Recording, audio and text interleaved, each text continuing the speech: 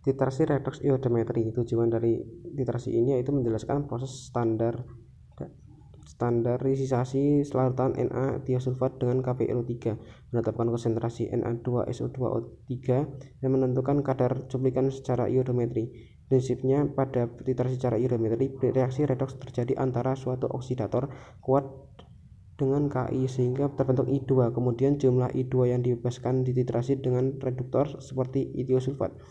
Indikator yang digunakan dalam titrasi ini adalah larutan kanji yang akan membentuk kompleks berwarna biru dengan iodium. Langkah-langkah cara kerja itu pembuatan larutan standar Na2SO2O3 0,1 m.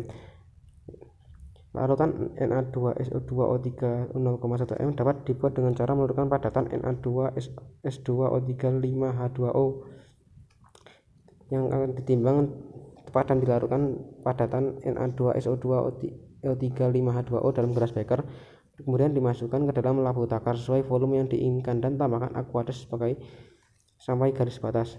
Standarisasi larutan Na2SO2O3. Buatlah larutan standar KpRO3 dengan cara menimbang secara teliti kurang lebih 0,278 gram KpRO3, kemudian larutkan dengan aqueous sebanyak 50 ml dalam gelas beker. Pindahkan larutan ke dalam labu takar 100 ml dan tambahkan aqueous sampai garis batas.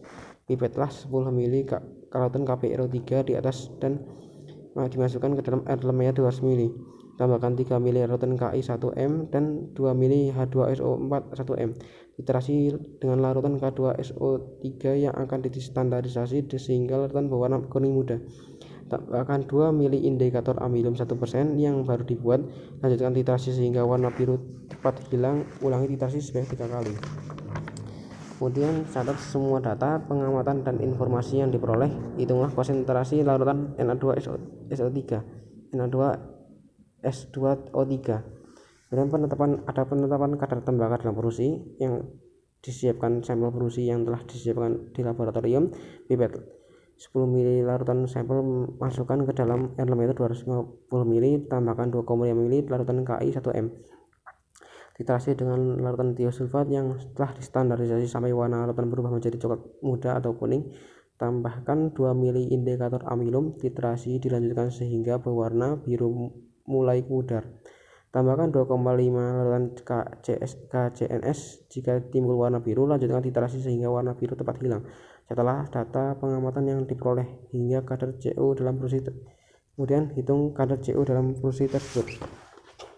Ada cara menganalisis, yaitu menentukan volume larutan titrator, kemudian tulis persamaan reaksi redoks, hitung jumlah mol tiosulfat yang diperlukan, hitung jumlah mol iodium, menentukan konsentrasi iodium I2 dalam sampel, dan mengevaluasi ketepatan dan akurasi.